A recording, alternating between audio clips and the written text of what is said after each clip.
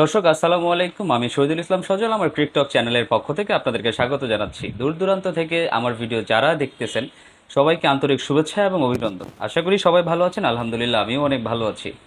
দর্শক, আইসিসি তাদের বিশ্বকাপের ওয়ার্ল্ড কাপের প্রথম তিনটা ম্যাচ শেষ হওয়ার পরে তারা তাদের ফ্যান্টাসি লিগ একটা সেরা একাদশ প্রকাশ করেছে। সেই সেরা একাদশে বাংলাদেশের তিনজন প্লেয়ার আছেন।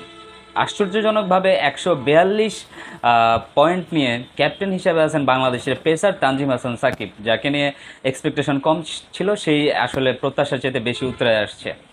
তার সাথে সাথে ব্যাটসম্যানদের মধ্যে টপ অর্ডারে আছেন হচ্ছে তৌহিদ হৃদয়, এবং পাশাপাশি আরেকজন ব্যাকআপ বলার হিসেবে আছেন তাসকিন আহমেদ।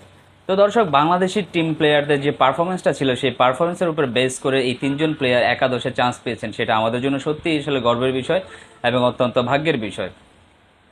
এছাড়াও হচ্ছেন আরও টপ অর্ডার ব্যাটসম্যানদের মধ্যে আছেন পাকিস্তানের রিজওয়ান আহমেদ। দুর্ভাগ্যজনকভাবে যে পাকিস্তান তাদের বাজে ফর্মের কারণে এইবারের ওয়ার্ল্ড কাপ থেকে বাদ পড়েছেন। তাছাড়াও তার সাথে আরও হচ্ছেন অ্যারন জোন্স ইউএসের, আর সাউথ আফ্রিকার আছেন হচ্ছে কেশব মহারাজ। আরও এরকম আরও কয়েকজন আছে। তো আমার কথা তাদেরকে নিয়ে না, আমার কথা হচ্ছেন যে এই তিনজন পার্টিকুলার প্লেয়ার যারা বাংলাদেশের হয়ে পারফরমেন্স করে যাচ্ছেন। ব্যাটসম্যানদের মধ্যে সর্বোচ্চ ভালো খেলতেছেন বাংলাদেশের মধ্যে, সর্বোচ্চ 3 ম্যাচে 86 রান সংগ্রহ করে সর্বোচ্চ রান সংগ্রহ হিসাবে আছেন তৌহিদ হৃদয়। শ্রীলঙ্কার বিপক্ষে 20 বলে 40 রানের ইনিংস এবং সাউথ আফ্রিকার এগেনস্টে তার যে লড়াকু ইনিংসটা ছিল 37 রানের, সেই ইনিংস দুইটাই মূলত তাকে আসলে এই একাদশে জায়গা করে দিয়েছে।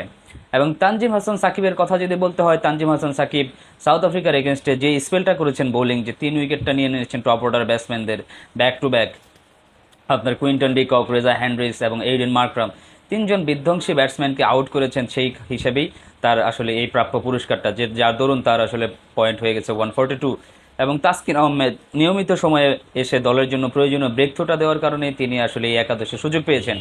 তো দর্শক, আমরা আশা করব বাংলাদেশ সামনের দিকে আরও আগে যাবে, আরও ভালো খেলবে।